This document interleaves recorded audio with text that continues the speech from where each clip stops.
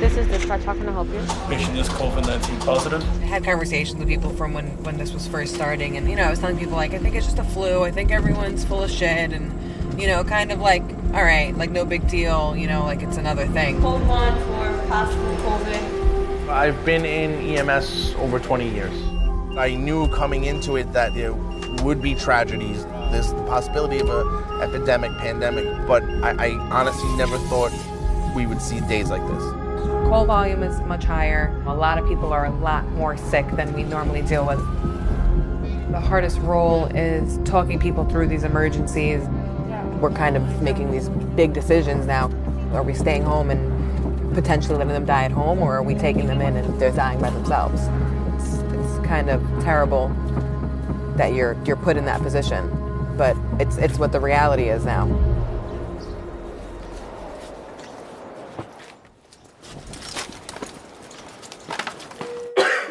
Again? All right, that's okay. Yeah, your lung sounds are a little diminished, but your oxygen saturation's low. I'm going to put you on oxygen, okay? Ma'am, would you be willing to go to the hospital?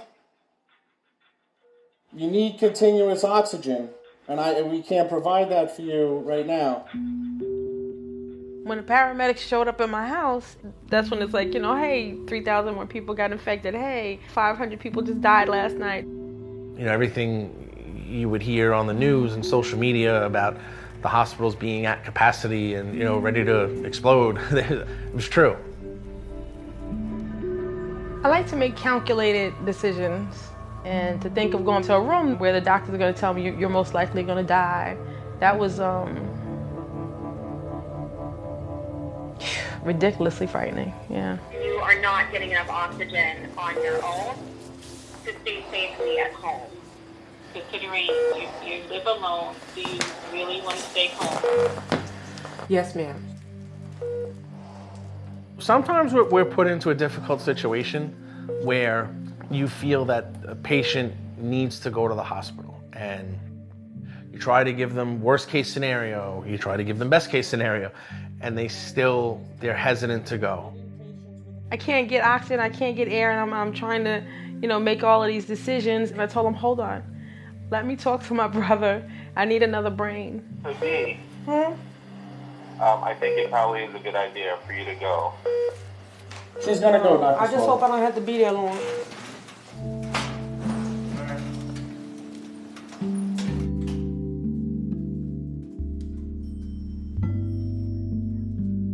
I'm just so grateful to God that I'm still here.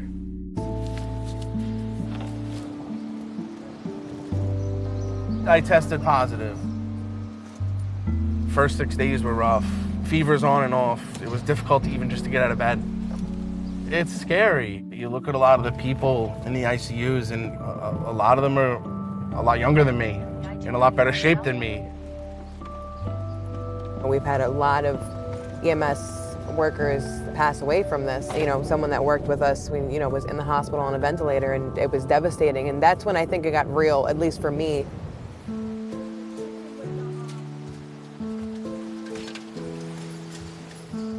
You do have to have a discussion with these patients and with their families as nicely as possible. You have to let them know of the reality, because they still have a choice.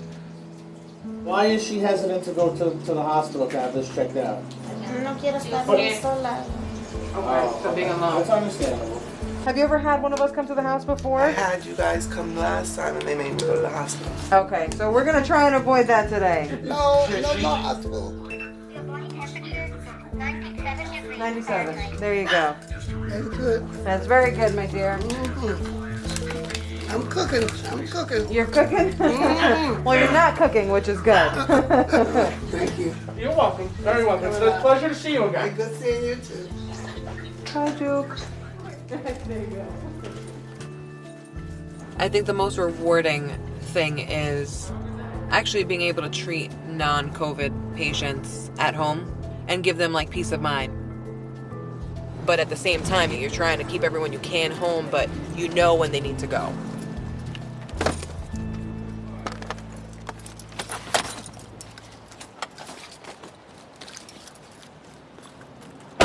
She has been feeling like this for about 2 weeks. Pretty much achy pains, fevers on and off. Then they did an x-ray, they checked she has pneumonia. So as far as medical problems, only dementia? Yes, only that. So right now her oxygen levels are 85%, which is not very good. You can't really hang out in that range for too long. So what I'm going to do is I'm going to put her some oxygen right now. Okay. What are your views as far as her going to the hospital? If we need to, we'll take her to the hospital. Okay. All right.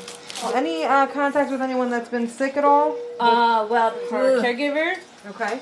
Her patient had COVID. So, but she hasn't been confirmed because she hasn't been able to get a test. Gotcha. So we don't know if there's a potential that she has it as well. But other than that, no one else has been around? No one else has shown any type of symptoms or anything like that, yeah. Okay. No problem. If it is COVID related, I understand, but the thing is, our concern is just not being able to visit her, not being able to be near her, because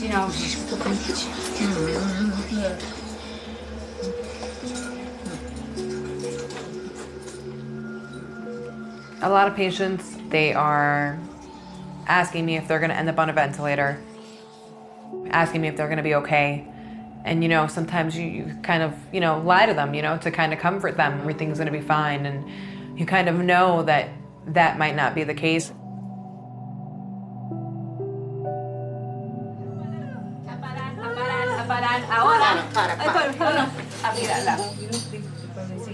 Okay. We're all good? You want to say bye before we go?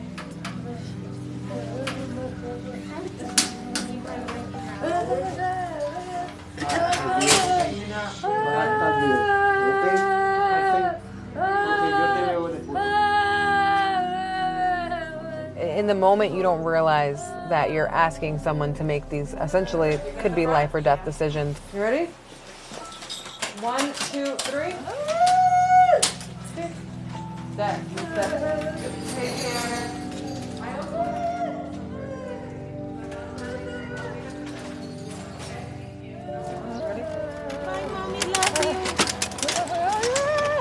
No te vas a caer. No te vas a caer. It's okay. No, yo no te quiero dejar. She wants me to go. I know. Yo te veo ahorita. It's hard thinking about it, and you start to reflect on your own family and would I be okay with my parents going to the hospital and never seeing them again? This is such a big decision to make. To this day, I even question myself if I made the right choice. So.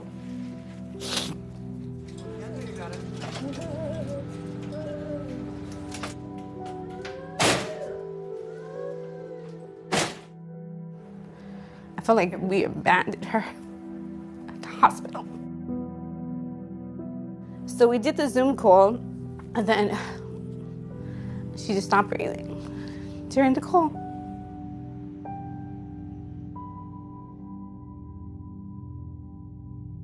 I wanted to at least hold her hand.